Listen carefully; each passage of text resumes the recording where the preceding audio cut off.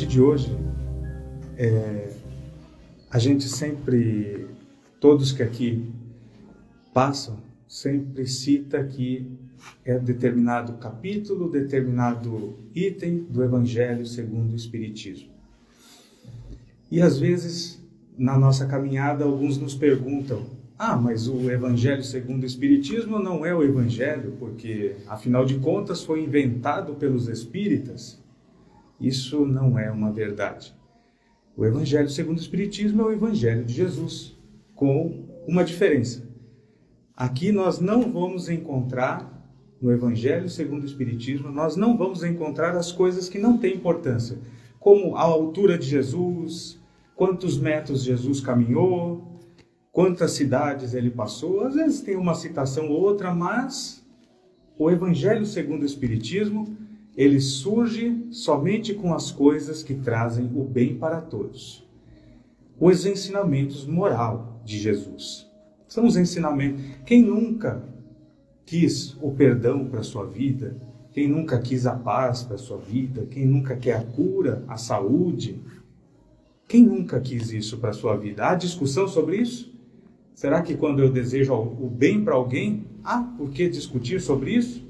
Mas, diante do Evangelho e diante de toda a citação do Evangelho dos apóstolos, eles eram seres humanos e eles tinham também as suas individualidades. E por isso algumas coisas de lá muitas vezes são controversas e discutíveis.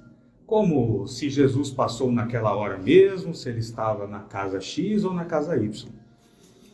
O Evangelho segundo o Espiritismo vai trazer só o que é bom para nós. Eu, particularmente, tenho que confessar que isso aqui foi uma cura para a minha vida.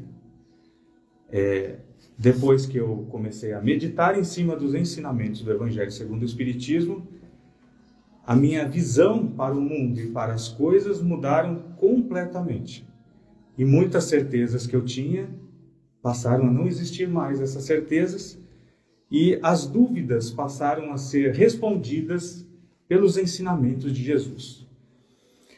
No Evangelho segundo o Espiritismo, nós vamos ter um complexo de espíritos benfeitores que vem nos ensinar a parte moral do Evangelho de Jesus. É uma egrégora, uma verdadeira egrégora de benfeitores que se juntaram e que vieram organizadamente e vieram refletir as passagens da moral de Jesus.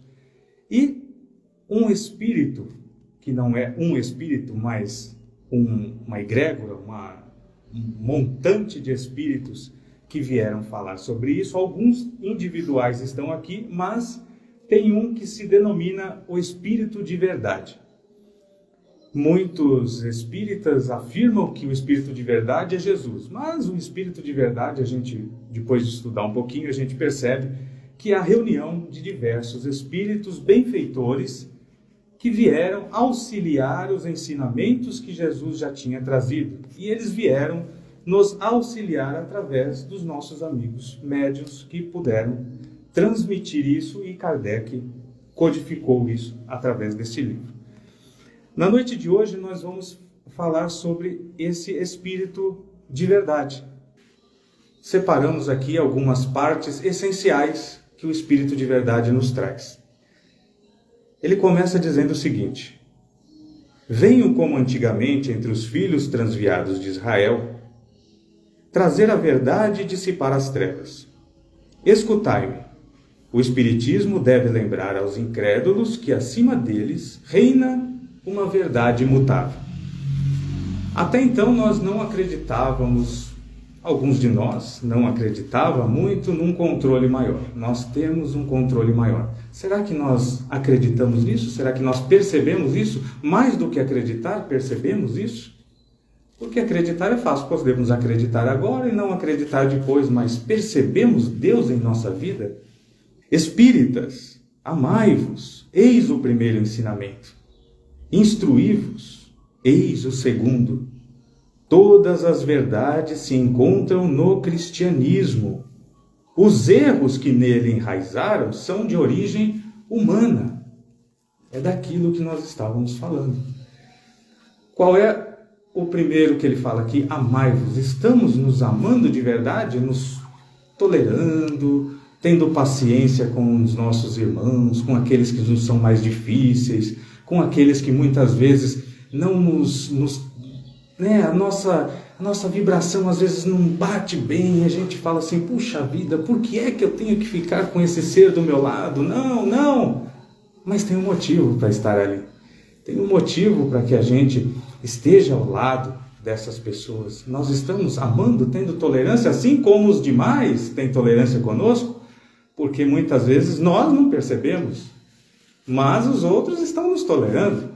Tolerando as nossas opiniões, tolerando as nossas crenças, tolerando, então, por que é que nós não podemos também observar o outro como nós?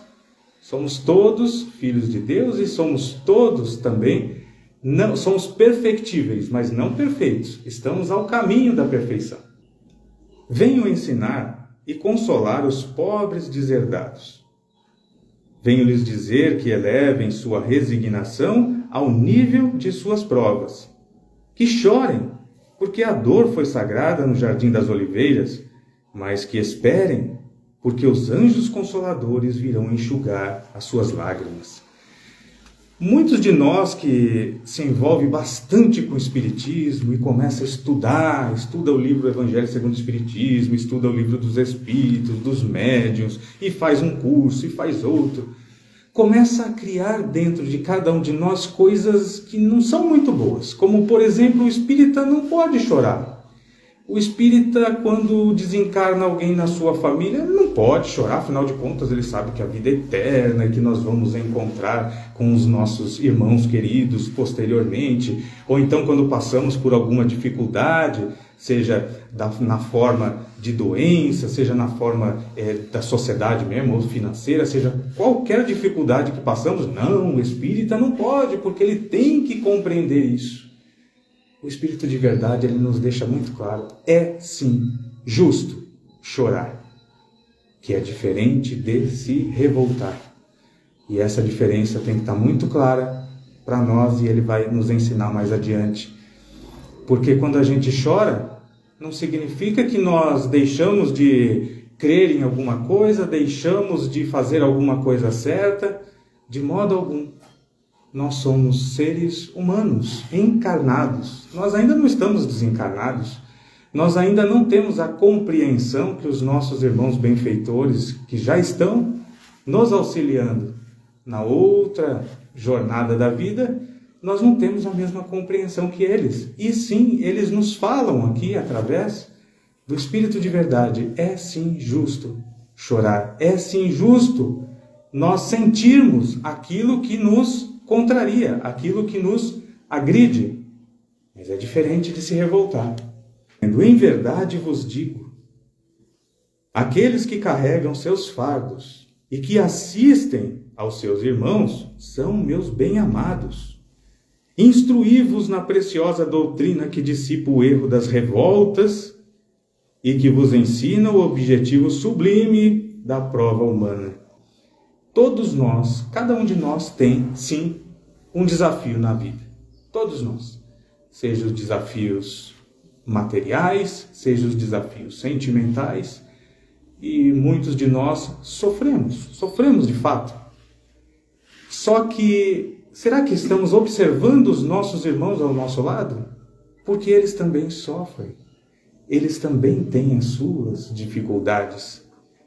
E a maioria das nossas curas, a maioria delas está no servir o outro, está no observar o outro.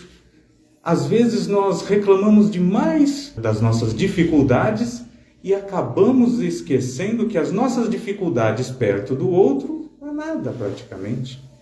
Então nós nos colocamos sempre acima dos outros, por isso achamos as nossas dificuldades sempre superiores à dos outros. Quando muitas vezes deveríamos nós observar os nossos irmãos à nossa volta, procurar, por que não, aqueles que têm dificuldade, e no momento em que a minha jornada está um pouco mais tranquila, por que não amparar aquele que está com uma jornada um pouquinho turbulenta naquele momento. Sou o grande médico das almas. e venho vos trazer o remédio que deve curá-las. O devotamento e a abnegação são uma prece contínua e encerram um ensinamento profundo. A sabedoria humana reside nessas duas palavras. Possam todos os espíritos sofredores compreender essa verdade, ao invés de reclamar com as dores, os sofrimentos morais que são neste mundo o vosso quinhão. Eu diria o vosso aprendizado, eu diria o vosso crescimento, porque não?